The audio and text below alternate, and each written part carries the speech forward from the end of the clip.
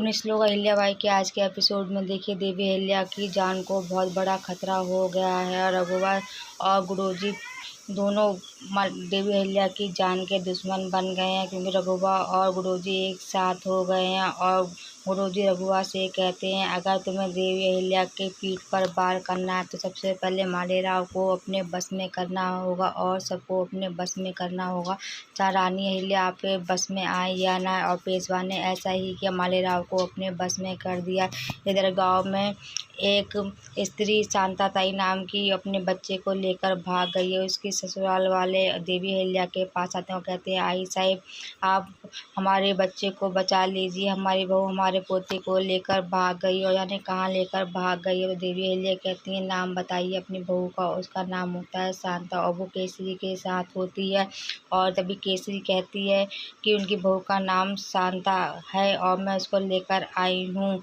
और तभी देवी अहिल्या के पीछे एक जान का दुश्मन पड़ जाता है और देवी अहिल्या पर वार करने वाला होता है। और ये सब केसरी देख लेती है और केसरी देवी अहिल्या के प्राणों को बचा लेगी। और देवी अहिल्या भी केसरी का बहुत ज़्यादा धन्यवाद करेंगी। इधर मल्हार सरकार और देवी अहिल्या के बीच बात होती होती है। मल्हार सरकार देवी अहिल्या से कहते हैं, तुम रघुवा को अपनी सहमति दे दो, मगर देवी अहिल्या कहती है, मैं उनको अपनी सहमति नहीं दे सकती हूँ। इधर मल्हार सरकार ने भरे दरबार में घोषणा कर दी है कि हमारी सहमति रघुवा के साथ है, मगर आपकी छोटी रानी उनका समर्थन नहीं कर रही हैं। और सभी दरबारियों ने मल्हार सरकार का समर्थन किया और रघुवा पेशवा साहिब की गद्दी देने का समर्थन कर दिया है। और देवी अहिल्या से फिर मल्हार सरकार कहते हैं, अहिल्या जो तुम कर रही है वो सही नहीं है। मगर देवी अहिल्या कहती हैं कि बाबा साहिब इस बार आप मुझे माफ़ कर दीजिए, मैं इस बार आपकी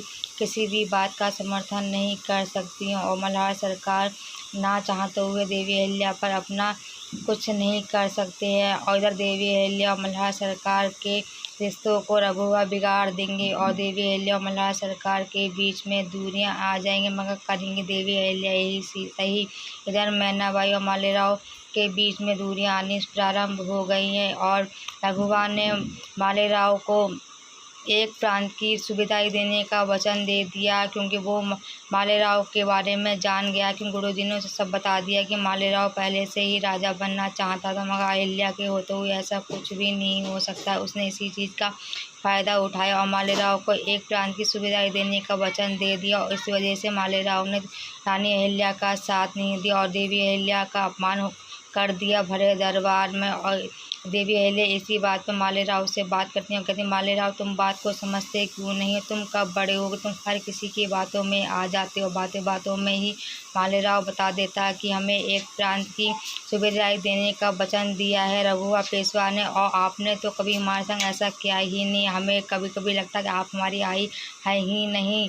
और इतनी देर में देवी अहिल्या को गुस्सा आ जाता है और देवी अहिल्या का हाथ मालेराव पर उठने ही वाला होता है, मगर देवी अहिल्या अपना हाथ रोक लेती हैं। और ये सब द्वारका रानी साहिब और गुरुजी देखते हैं और कहते हैं, तुमने रघुवा के साथ दोस्ती कर तो ली है, अब ये सब कुछ सही हो जाएगा।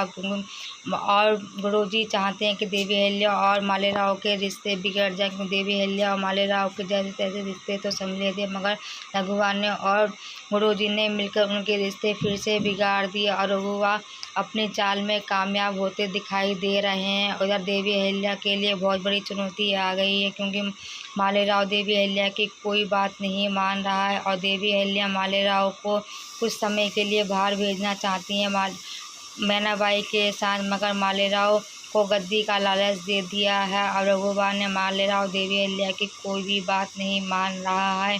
इधर मैनाबाई भी बहुत ज़्यादा दुखी हैं मालेराव को बिहेवियर को लेकर। इधर मालेराव केसरी के प्रेम में पड़ गया है। उधर देवी अहिल्या के लिए रघुवा ने चुनौती खड़ी कर दी। अब देवी अहिल्या को इस चुनौती से कैसे बाहर निकलेंगे देवी अहिल्या की, क्यों शांता के बेटे को ससुराल वालों से कैसे मिलवाएंगी। और इधर देवी अहिल्या की जान के पीछे पड़ गया है रघुवा और गुरुजी।